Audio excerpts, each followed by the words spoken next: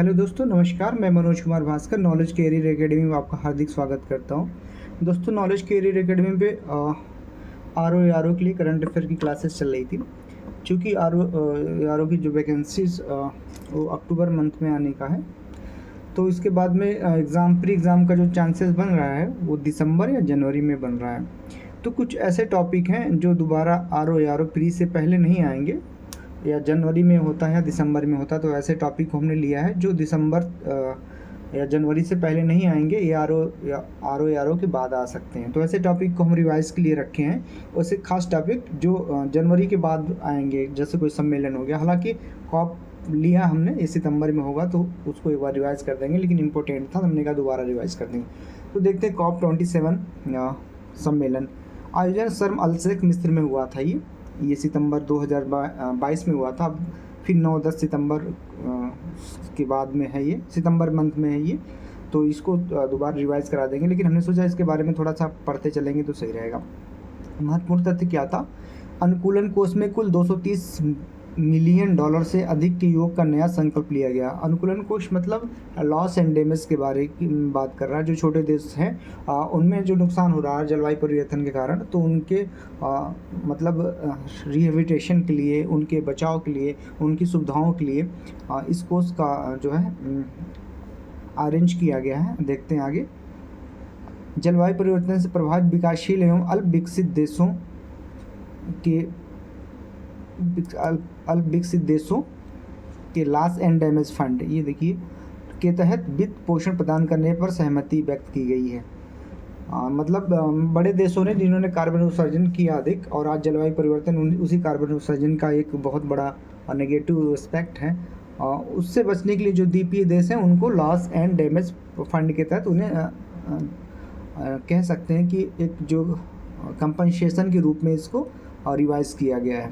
COP27 में मैग्रो alliance for climate MAC launch किया गया। मैग्रो अलायंस फॉर क्लाइमेट MAC एक अंतर सरकारी संगठन है जो मैग्रो परिस्थिति तंत्र के संरक्षण को बढ़ावा देता है। तो दोस्तों, COP27 सम्मेलन 2022 में हुआ था शर्म अल शेख मिस्र में। अब COP28 जो दुबई में UAE में होगा, संयुक्त अरब अमीरात में, ये भी सितंबर में होगा। तो इसमें जो एस्पेक्ट आएंगे उसको भी पढ़ाया जाएगा। पहले हम लोग COP27 और COP26 देख लेते हैं, क्योंकि ये दोनों बहुत ही इंपॉर्टेंट है। इसके कुछ टॉपिक जो कालांतर में भी पूछे जा सकते हैं। देखिए COP27 के बारे में क्या है।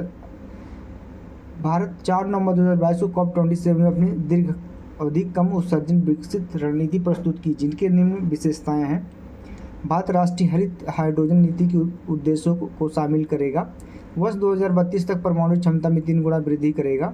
जैव ईंधन के उपयोग में वृद्धि और पेट्रोल में 20% एथेनॉल का प्रयोग करेगा। ऐसे इंपॉर्टेंट प्रश्न पूछ सकते हैं कि कब 20% एथेनॉल का प्रयोग करेगा। तो ये सारी चीज़ें हैं। अब देखते हैं COP26। जलवायु परिवर्तन को लेकर ग्लासगो स्कॉटलैंड में COP26 शिखर सम्मेलन का आयोजन किया गया है, जिसमें भारत की ओर से प्रधानमंत्री श्री नरेंद्र मोदी ने भाग लिया और उन्होंने पंचामृत का मंत्र दिया जो निम्न है। तो दोस्तों, पंचामृत इसलिए हमने इसको एक बार पढ़ा दिया है ताकि आगे भी याद रहे, क्योंकि पंचामृत जो हमेशा याद रखना पड़ेगा 2030 तक। देखते हैं। पहला, भारत 2030 तक अपनी गैर जीवाश्म ऊर्जा क्षमता को 500 गीगावाट तक पहुंचाएगा। पहला है पंचामृत, मतलब 2030 तक 500 गीगावाट तक पहुंचाएगा। अगला, भारत 2030 तक अपनी 50% ऊर्जा की ज़रूरत अक्षय गैर जीवाश्म ऊर्जा, मतलब अक्षय ऊर्जा से पूरा करेगा 50%।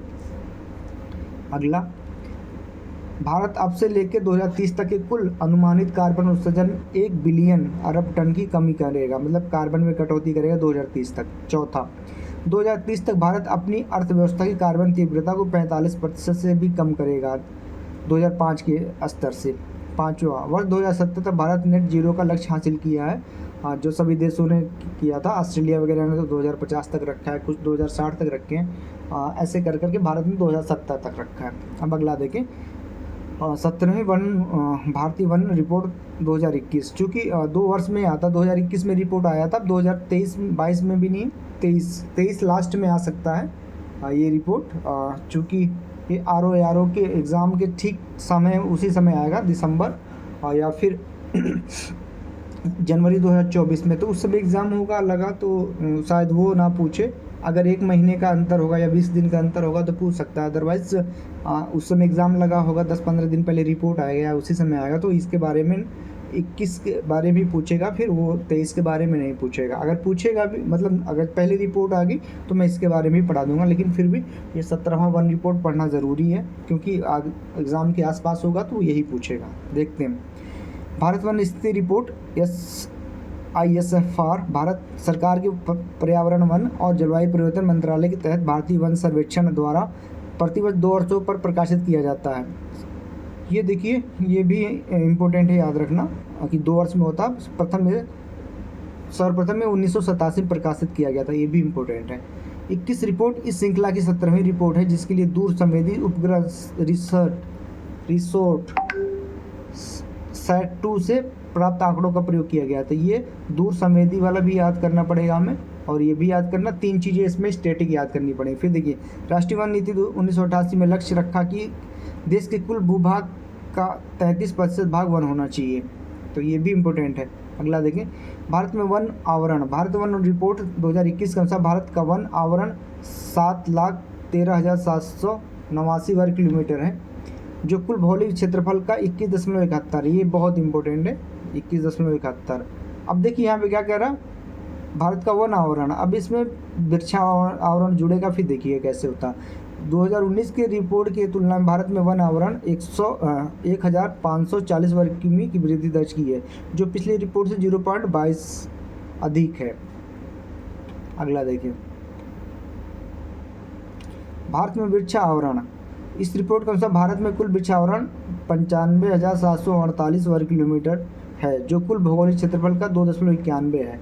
भारत 2019 की रिपोर्ट की कुल तुलना में वृक्षारोपण 721 वर्ग किलोमीटर की वृद्धि हुई है, जो 0.76 है। देखें, भारत में वन एवं वृक्ष आवरण के संपूर्ण आंकड़े।